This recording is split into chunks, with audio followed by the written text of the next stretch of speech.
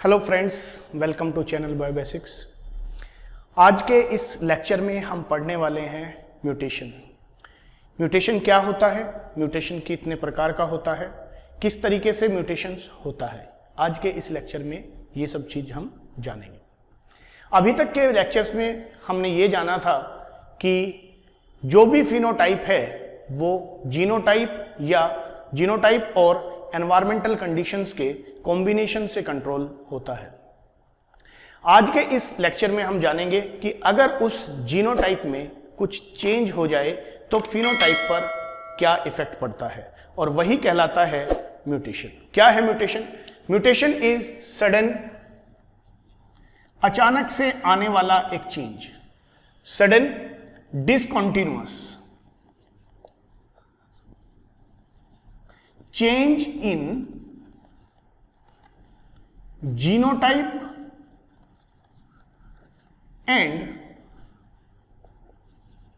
phenotype of an organism due to either change in chromosome or gene। जैसा कि हमें पता है कि किसी भी सेल का या किसी भी ऑर्गेनिजम्स का जो रेगुलेटर होता है, जो मास्टर कंट्रोलर होता है, वो होता है उसका न्यूक्लिक एसिड, क्योंकि न्यूक्लिक एसिड ही आरएनए बनाता है और उसके बाद उससे प्रोटीन बनता है और जो भी फंक्शन होता है वो प्रोटीन करती है। तो अगर कोई भी चेंज उस न्यूक्लिक एसिड में आ जाता है या उस क्रोमोजोम्स में आ जाता है जिसकी वजह से उसके फिनोटाइप में चेंज आ जाता है, वो कहलाता है म्यूटेशन। ध्यान में ये बात कि म्यूटेशन जो है वो सडन है और डिसकंटिन्यूएशन है, चेंज इन दी जीनोटाइप और change in the genome of the organism, right. Now this mutation can be of three type. The first mutation is gene mutation, the second is chromosomal abbreviation,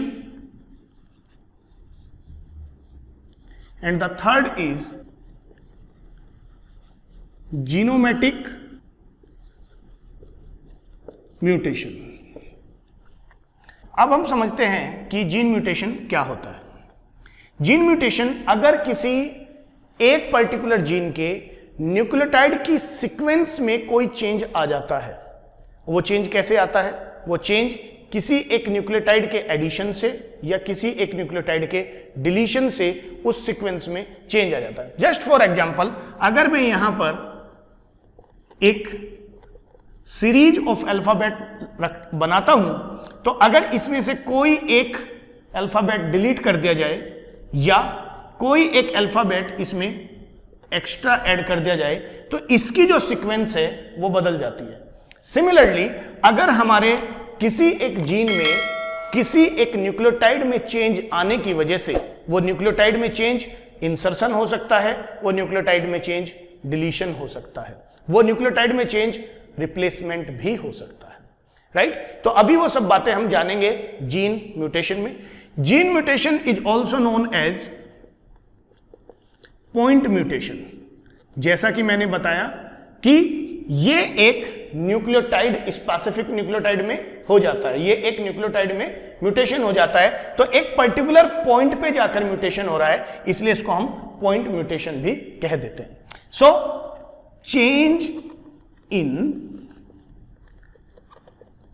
sequence of nucleotides, किसी भी gene के nucleotide की जो sequence है जब उसमें change आ जाता है वो कहलाता है point mutation, right? Second point, it is the change in single base pairs of a gene। किसी एक पर्टिकुलर बेस पेयर्स में चेंज आ जाता है, जैसा कि इसका बहुत अच्छा एक एग्जांपल है sickle cell anaemia. Sickle cell anaemia में एक न्यूक्लियोटाइड के चेंज आने की वजह से जो ग्लूटामिक एसिड है वो ग्लूटामिक एसिड वैलीन में कन्वर्ट हो जाता है that we know that it occurs in the beta globin gene, which is located on chromosome number 11, right? Due to that mutation, the person feels anemic condition because there is a change in the structure of the hemoglobin, and due to the change in the structure of the hemoglobin, there is change in the shape of RBC. जिस time पर किसी एक gene में बहुत सारे nucleotides में अगर change हो जाए, सपोज फॉर एग्जांपल हम ये लेते हैं A G C T G C T A G G, और अगर यहां पर एक म्यूटेशन तो यहां पर हो गया, सपोज ये T यहां से डिलीट हो गया, या यहां पर एक T ऐड हो गया, या यहां पर एक C ऐड हो गया, तो जब एक से ज्यादा न्यूक्लियोटाइड्स में चेंज होता है उस तरह का म्यूटेशन कहलाता है gross mutation.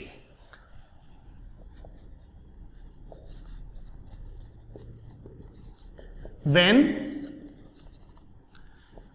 more than one nucleotide are changed, that is known as gross mutation. Now we understand about the types of point mutation. Point mutation can be a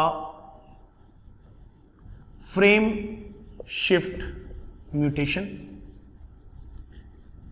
frame shift mutation में या तो किसी एक nucleotide का addition होगा या किसी एक न्यूक्लियोटाइड का डिलीशन होगा। जैसा कि हम जानते हैं कि 3 न्यूक्लियोटाइड का एक कोडोन माना जाता है, this is the CAG, right. So हम जानते हैं कि 3 न्यूक्लियोटाइड का एक कोडोन माना जाता है, और जब प्रोटीन की सिंथेसिस होती है तो इन 3 न्यूक्लियोटाइड से एक एमिनो एसिड कोड किया जाता है।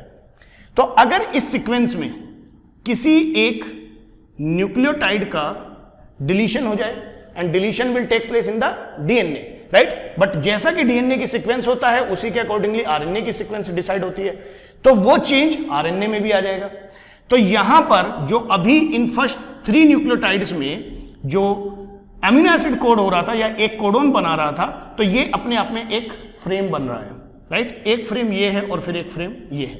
तो अगर यहां पर एक न्यूक्लियोटाइड का डिलीशन हो जाता है तो अब जो फ्रेम बनेगा वो AGG बनेगा, ना कि AUG, और अगला जो फ्रेम बनेगा वो ये बनेगा, और फिर अगला फ्रेम ये बनेगा।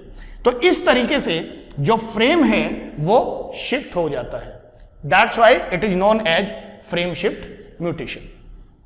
दूसरे केस में अगर यहां पर किसी एक न्यूक्लियोटाइड का एडिशन हो जाता है, suppose the C is added over here, right, so you can see again कि यहां पर जो कोडोन, यहां पर जो एक फ्रेम बन रहा था, अब वो फ्रेम यहां ना बन के यहां बन जाता है, और फिर ये वाला यहां बन जाता है और यहां बन जाता है। तो शिफ्ट फिर हो जाता है एक फ्रेम, इस बार अपवर्ड डायरेक्शन में और उस बार डाउनवर्ड डायरेक्शन में। तो ये अपस्ट्रीम रीजन में जो है वो फ्रेम शिफ्ट हो जाता है। तो यहां पर फ्रेम शिफ्ट जो म्यूटेशन है बाय एडिशन और डिलीशन ऑफ वन न्यूक्लियोटाइड, किसी एक न्यूक्लियोटाइड में किसी एक न्यूक्लियोटाइड के डिलीशन से या एडिशन से फ्रेम शिफ्ट हो जाता है, जिससे कि सीक्वेंस ऑफ द पॉलीपेप्टाइड बदल जाती है, और जब सीक्वेंस ऑफ पॉलीपेप्टाइड बदल जाती है तो वहां पर उस प्रोटीन का फंक्शन बदल जाता है। अब हम समझते हैं the second type of the point mutation. जो second type of the point mutation है यह कहलाता है सब्स्टिट्यूशन। सब्स्टिट्यूशन का मतलब होता है रिप्लेसमेंट। इट मींस कि किसी एक न्यूक्लियोटाइड को दूसरे न्यूक्लियोटाइड से एक्सचेंज कर दिया जाता है। सपोज एक सीक्वेंस है CAG GAT GCCT, और अगर यहां पर इस T को रिप्लेस करके A ऐड हो जाता है, तो जो एमिनो एसिड GAT कोड कर रहा था, अब वहां पर एक दूसरा एमिनो एसिड कोड होगा बाय द GAA, या यहां पर C को रिप्लेस करके G आ जाता है।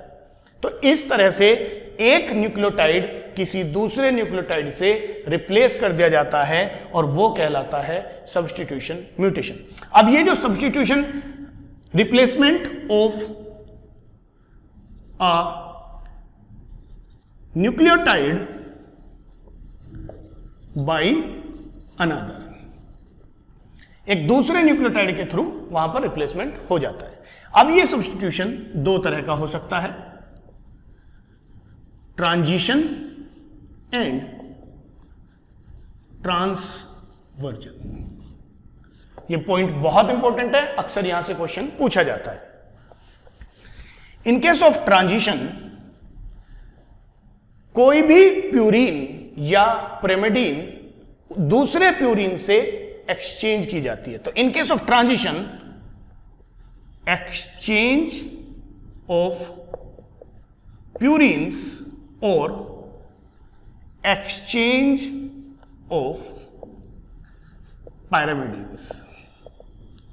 जैसा कि हम जानते हैं कि जो प्यूरीन्स हैं वो हमारी कौन सी हैं, ए और जी है, और जो पायरामिडीन्स हैं वो हमारी हैं सी और टी हैं। तो अगर किसी सीक्वेंस में यहां पर अगर हम इस सीक्वेंस की बात करें तो अगर ये जी इस ए से रिप्लेस होता है या ये ए किसी जी से रिप्लेस होता है तो इस तरह का जो म्यूटेशन है वो कहलाता है ट्रांजिशन। फिर से समझिए कि जब एक प्यूरीन किसी दूसरे प्यूरीन से रिप्लेस होता है तो वो कहलाता है ट्रांजिशन। या एक pyrimidine like T is a pyrimidine and this T is replaced by C, या ये सी जो है it is replaced by T.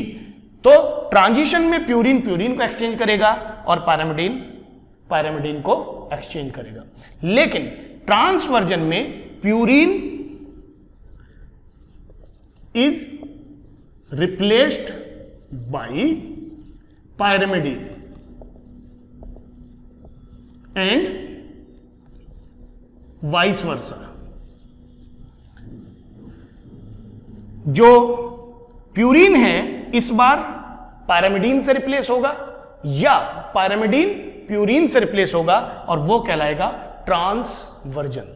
जैसे अगर हम बात करें ए एंड जी, ये दोनों अगर रिप्लेस करते हैं एक दूसरे को तो ये कहलाता है हमारा ट्रांजिशन, या इस डायरेक्शन में भी होता है तो ये कहलाता है हमारा ट्रांजिशन। लेकिन अगर यहां पर ये ए और टी जो कि एक प्यूरीन है एक पायरामिडीन है, ये कहलाता है ट्रांसवर्जन।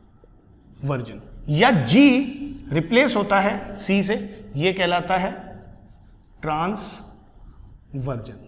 लेकिन अगर टी और सी का रिप्लेसमेंट होता है या सी और टी का रिप्लेसमेंट होता है तो ये भी कहलाएगा transition, because both are pyrimidine. तो ये भी क्या हो गया, ये भी हमारा ट्रांजिशन हो गया पूरा, राइट। जब टी एक सी से रिप्लेस जी से रिप्लेस होता है या जी टी से रिप्लेस होता है या ए और सी के बीच में एक्सचेंज होता है तो ये हमारा हो गया ट्रांसवर्जन। और ये क्या हो गया, ये भी हमारा हो गया ट्रांसवर्जन। अब हम समझते हैं दूसरे टाइप का म्यूटेशन और वो है क्रोमोसोमल एब्रीविएशन।